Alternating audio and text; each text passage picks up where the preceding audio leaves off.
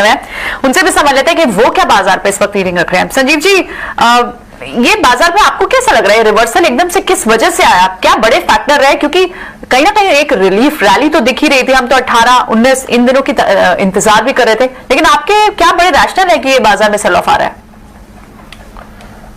हाँ, good afternoon. तो प्रियंका देखिए, एक तरफ आपके पास यूरोप के 4 आदमी यूक्रेन में हैं और पीस टॉक्स, मैंने आपको इसलिए 17-18 कही थी कि 17-18 को ये peace talk will fructify. Russia is sending a team to India to discuss rupee trade.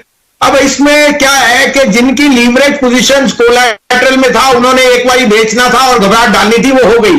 इतनी बड़ी वॉल्यूम में आज जो सेल ऑफ आया है, that is called full term capitulation.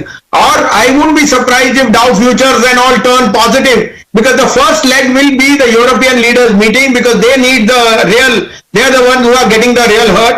And second will be when Biden also gives it. By the weekend we should hopefully see some resolution on the USSR Ukraine side. Iska matlab crude and other commodities sell off and inflationary pressures come down. Now stocks are giving you the opportunity of the year. You can't wait for it. Otherwise you keep waiting 14,000, then you should talk about 12,000, फिर आपसे कहीं नहीं लिया जाएगा. So you put, if you have money, if you don't have stock money, then stay put. If you have money, then buy some very big blue chips, 3 of which I can suggest now.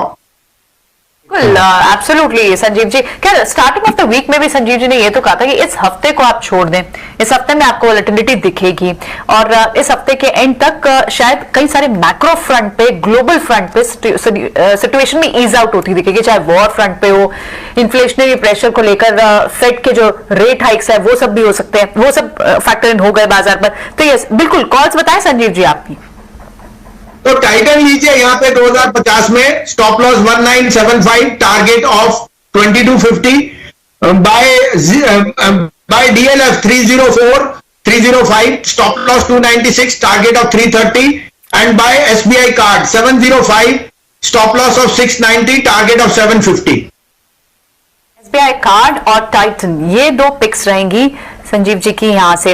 ठीक है संजीव जी, एक सवाल और, क्योंकि जब हम यहाँ से बाउंस बैक करेंगे इस हफ्ते के बाद, आपकी अगर रीडिंग ये कहती है कि अगले हफ्ते से हम एक तेजी के दौर में शुरू हो जाएंगे, तो सस्टेन कब तक करेगी? कितने समय तक आपको लगता है कि बाजार में तेजी रहेगी? अरे आप पहले बाउंस तो कीजिए, अपने आप कवरिंग आएगी। जब माल लेने आएंगे तो ओवर टेरिटरी से बाउंस बहुत स्ट्रांग होता है। 16,800 तक जाएगी Nifty at least.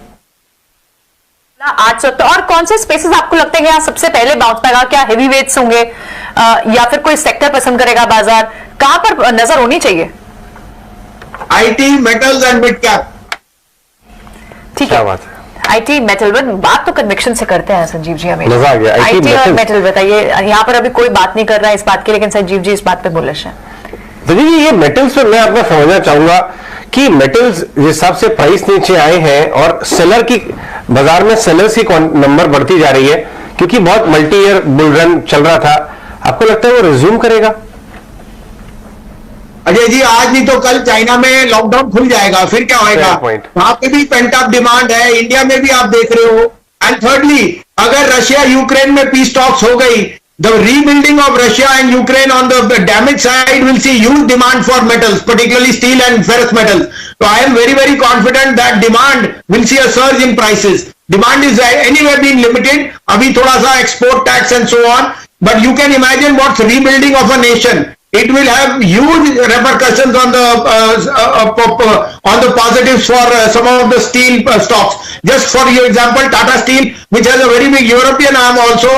You can imagine what the foray would be once their exports start over there, and a lot of the other players like SAIL and JSW.